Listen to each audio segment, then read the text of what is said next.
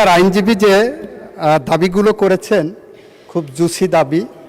বিচার বিভাগ চালানোর জন্য অপ্রতুল হলেও এই 2030-এর জুন পর্যন্ত এই টাকার বিকল্প আমাদের সামনে কোনো উপস্থাপনা আমাদের নাই বলে এটাকে অনুমোদন করার জন্য আমি আপনার মাধ্যমে সংসদের কাছে উপস্থাপন করছি। মাননীয় স্পিকার, বাংলাদেশে 64টি জেলায় এবং 40টি চৌকিতে আদালত রয়েছে। এ যাবৎকালে এই আদালতগুলো 1999 সালে মাজদার হোসেন মামলার মাধ্যমে নির্দেশনা পাওয়া গেলেও এ যাবৎকালে এই আদালতগুলো স্বাধীনভাবে কাজ করার কোনো সুযোগ পাচ্ছে না। অন্যদিকে 2007 সালে পৃথক করা হলেও নিম্ন আদালতগুলোকে পৃথকভাবে তাদের আদালত পৃথক করে দেওয়া হলেও পদোন্নতি, বদলি এবং শৃঙ্খলার ক্ষেত্রে সরকারের নিয়ন্ত্রণ থাকার কারণে তারা স্বাধীনভাবে কাজ করতে পারছেন না। এই অবস্থায় বিচারক সংকট, আদালতের স্থাপনার সংকট সহ ভয়াবহ মামলার জট এবং দীর্ঘসূত্রতার কারণে প্রযুক্তি ব্যবহারে ধীরগতি এবং ই জুডিশিয়ারি চালুর ব্যাপারে সংকট থাকার কারণে বিনা বিচারে দীর্ঘমেয়াদে আটক এবং মানবাধিকার লঙ্ঘনের কারণে বিচার বিভাগে যে অসঙ্গতি এবং দুর্বলতা পরিলক্ষিত হচ্ছে, তার ওই প্রেক্ষিতে আমি আজকের এই বিচার বিভাগের বরাদ্দের ক্ষেত্রে ইতিপূর্বেকার বরাদ্দের চাইতে অতিরিক্ত বরাদ্দ গ্রহণের বিপক্ষে মত পেশ করে এই বরাদ্দ কমিয়ে 1 টাকা হ্রাস করার ব্যাপারে আমার মতামত পেশ করছি। হিসাবের খাত 121-19 নং দাবির নীতিগত ছাঁটাই প্রস্তাব করছি। এই খাতে বরাদ্দ অপ্রতুল মাননীয় স্পিকার। রেভিনিউ আসে 22,000 কোটি টাকা, সেই তুলনায় বরাদ্দ 22 ভাগের 2 ভাগ মাত্র। এত অপ্রতুল যে প্রধানমন্ত্রী পর্যন্ত 600 কোটি টাকা বৃদ্ধি করার জন্য বলেছেন, তারপরেও কেন এই ছাঁটাই প্রস্তাব? মাননীয় স্পিকার, একটা প্রবাদ আছে, সেইং আছে ইংলিশে, if you fail to plan then you plan to fail. এখানে পরিকল্পনা সুস্পষ্ট অভাব রয়েছে মাননীয় স্পিকার। আমি দেখাচ্ছি 25 লাখের বেশি মামলা পেন্ডিং, সেখানে অনেক বিচারক নিয়োগ দিতে হবে। জুলাই সনদ আপনারা অক্ষরে অক্ষরে বাস্তবায়নের কথা বলছেন, সেটা করতে গেলে বিভাগীয় শহরগুলোতে নতুন হাইকোর্ট স্থাপন করতে হবে। পরিকল্পনা বা বরাদ্দ কোথায়? আদালতের কাঠামোগত সমস্যা রয়েছে, লজিস্টিকের অভাব রয়েছে, সমস্যা সমাধানের পরিকল্পনা কোথায়?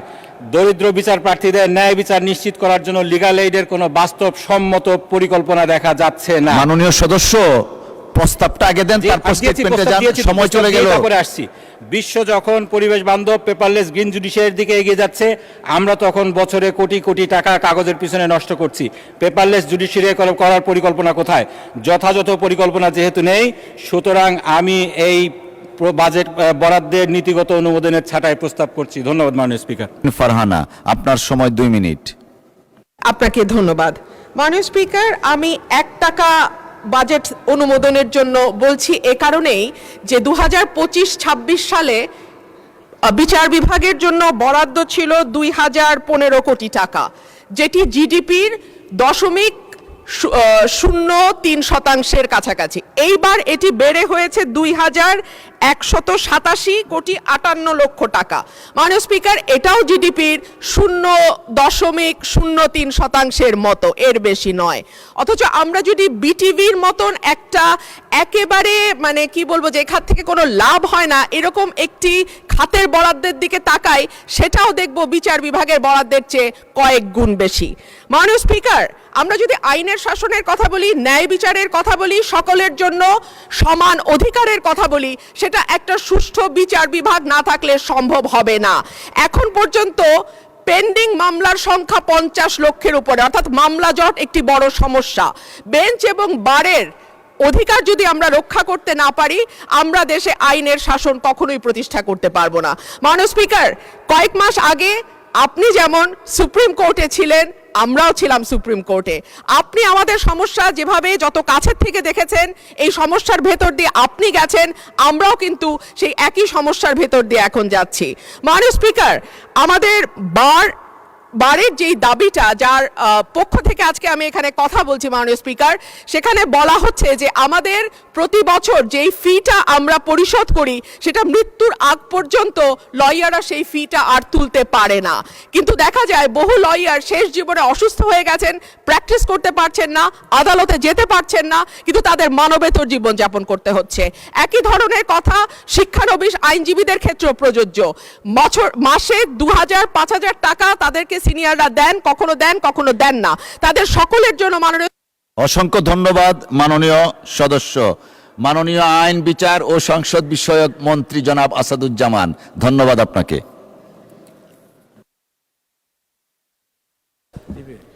মাননীয় স্পিকার, আপনাকে ধন্যবাদ। মাননীয় স্পিকার, আপনি লক্ষ্য করেছেন অন্য দাবির ক্ষেত্রে কিন্তু মাননীয় সংসদ সদস্যরা নিজেরাই আর্গুমেন্ট করেছেন।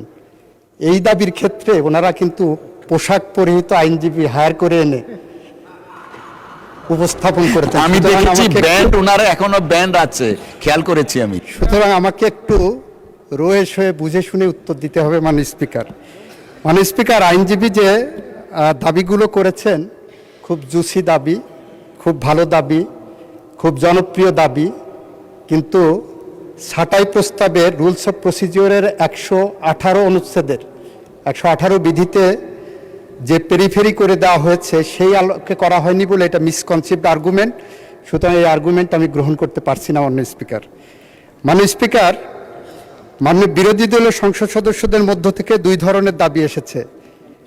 একজন সদস্য যিনি নীলফামারী থেকে নির্বাচিত, উনি বলেছেন এই বরাদ্দ অনেক বেশি হয়ে গেছে, সুতরাং সেই কারণে 1 টাকায় কমানো হোক। আর একজন সদস্য মিস্টার নজিবুর রহমান বলেছেন এই দাবি অনেক কম হয়ে গেছে, সুতরাং 1 টাকায় কমানো হোক।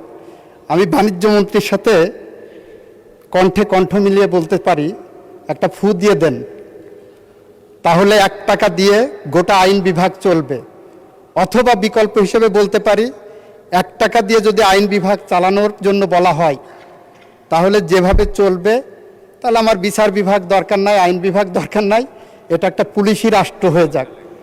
তাহলে বিচার বিভাগের তো 1 টাকা দিয়ে চালানো সম্ভব না বর্তমান বাস্তবতায়।